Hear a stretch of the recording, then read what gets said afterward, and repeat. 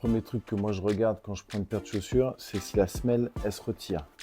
Au niveau podologique, en tout cas, si un joueur vient avec, on peut l'équiper facilement parce que tu as une semelle assez standard qui doit faire à peu près entre 5 et 6 mm d'épaisseur. Deuxième chose que je regarde après, c'est souvent le poids. Il semble être là, quoi, quand même, malgré tout. Ils ont différencié l'avant-pied et l'arrière-pied, ça laisse penser à une bonne torsion entre les deux sans avoir d'affaissement, tu vois, de la voûte ici. Je pense que d'avoir différencié l'avant-pied et l'arrière-pied, ça peut être pas mal justement sur les transitions, en fait, attaque-défense ou changement de rythme et tout ça. Elle fit super bien. Celle-ci, elle est assez polyvalente. Pourrait très bien convenir à un joueur qui aurait des pathologies de tendon d'Achille, tendon rotulien ou éventuellement de chondropathie rotulienne. Sur certaines pathologies, il ne faut pas être trop haut, même sur quelqu'un qui aurait des entorses chroniques. Super confort sur l'avant-pied. Ça, c'est le premier truc qui me vient.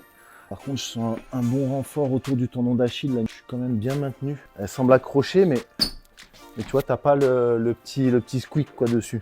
J'ai pas trop de hauteur, ce qui me bascule pas trop sur l'avant.